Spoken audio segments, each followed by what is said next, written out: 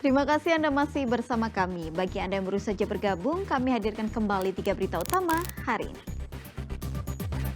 Mewabahnya penyakit mulut dan kuku atau PMK membuat aktivitas transaksi di pasar hewan Ambarawa sepi. Yuk donor darah, sebab stok darah di PMI Pati kian menipis. Miris, seorang pria di Kabupaten Rembang menyetubui anak di bawah umur.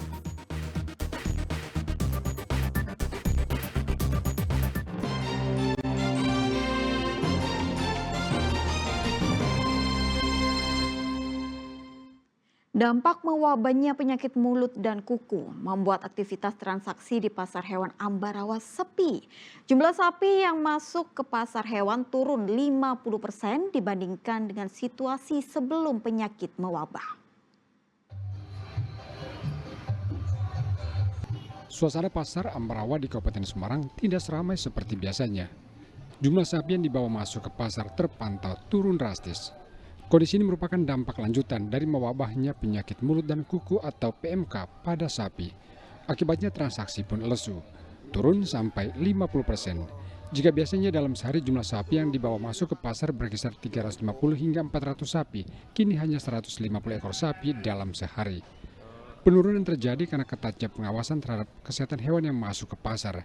Semua sapi yang dibawa masuk harus dipastikan sehat sehingga layak untuk dijual.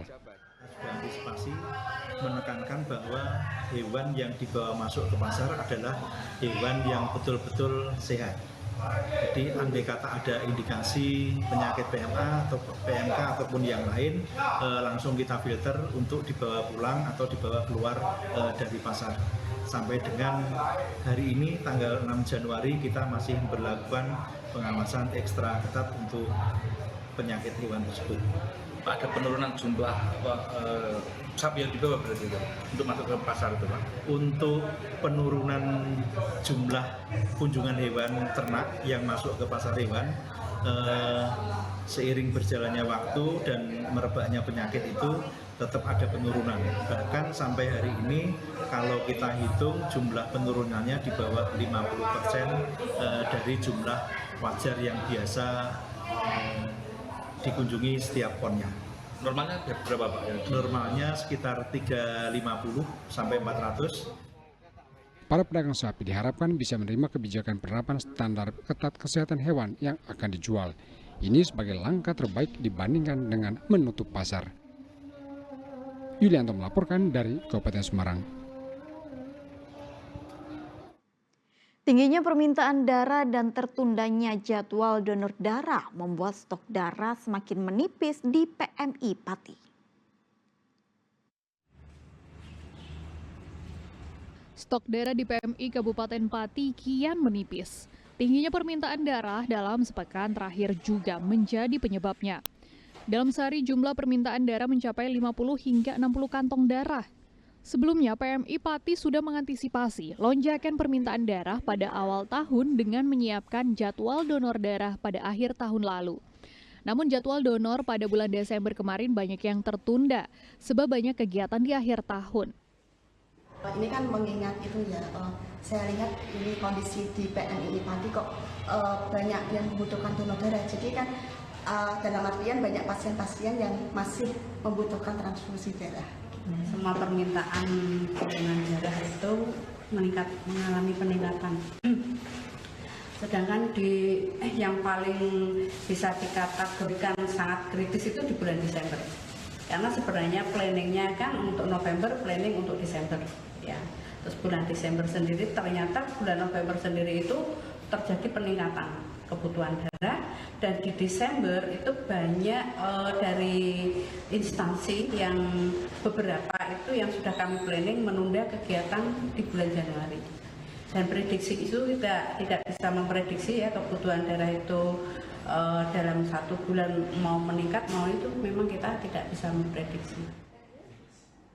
Kini jumlah stok darah di PMI Pati untuk golongan darah A tersisa 9 kantong, B ada 9 kantong, AB ada 2 kantong, dan O ada 8 kantong. Guna menstabilkan jumlah stok darah, PMI Pati memberlakukan sistem tukar atau pasien yang membutuhkan darah harus membawa satu pendonor sebagai pengganti. Arif Nur melaporkan dari Pati. Pemerintah menargetkan program makan bergizi gratis dapat menjangkau di 973 titik di 26 provinsi pada akhir Januari 2025. Program ini diawasi langsung oleh Badan Gizi Nasional dengan melibatkan pemerintah daerah melalui Dinas Pendidikan. Makan bergizi gratis berlangsung di sejumlah sekolah di Kota Semarang pada hari pertama sekolah di tahun 2025, Senin siang. Salah satunya di SMP Negeri 12, Kota Semarang. Para siswa terlihat begitu menikmati menu makanan gratis yang terdiri dari nasi, lauk, sayur, dan buah-buahan. Para siswa mengaku senang karena asupan gizi dari menu yang disediakan sangat cukup. Saya sangat bahagia dan sangat senang ya, karena dengan adanya program makan gratis ini, makan siang gratis ini, makan bergizi, maka seluruh anak Indonesia mendapatkan gizi yang maksimal tentunya. Ini menunya apa saja? Menunya ada ayam pilet, ada tahu, ada sayuran juga, bahkan ada buahnya. Menteri Pendidikan Dasar dan Menengah Abdul Muti didampingi Wali Kota Semarang, Hevearita Gunaryanti Rahayu. Kadis Pendidikan Provinsi Jawa Tengah memantau langsung jalannya program. Pemerintah menargetkan pada Januari 2025, program ini menjangkau 973 titik di 26 provinsi. Alhamdulillah tadi saya sudah observasi 3 kelas. Alhamdulillah semuanya berjalan dengan lancar, pengirimannya juga on time. Kemudian saya tadi juga melihat menunya juga sesuai dengan yang diharapkan oleh Pak Presiden, memenuhi standar gizi, sehingga mudah-mudahan program ini dapat berjalan dengan lancar. Dan tentu saja kami di Kementerian Pendidikan Dasar dan Menengah berusaha untuk mendukung kesuksesan program ini. Program makan bergizi gratis ini rencananya akan diberikan setiap hari dengan sasaran peserta didik dari tingkat PAUD hingga SMA. Selain itu, program juga menyasar balita, ibu hamil, dan ibu menyusui. Ali Mustafirin melaporkan dari Kota Semarang. Menu makanan hari pertama program makan bergizi gratis di Kota Semarang dilakukan pengecekan langsung oleh Balai Besar POM Semarang pada Senin lalu.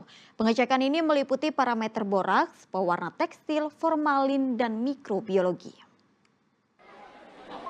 Petugas Balai Besar POM Semarang Senin lalu menguji langsung sampel setiap menu dalam paket makan bergizi gratis di SMPN 12 Kota Semarang.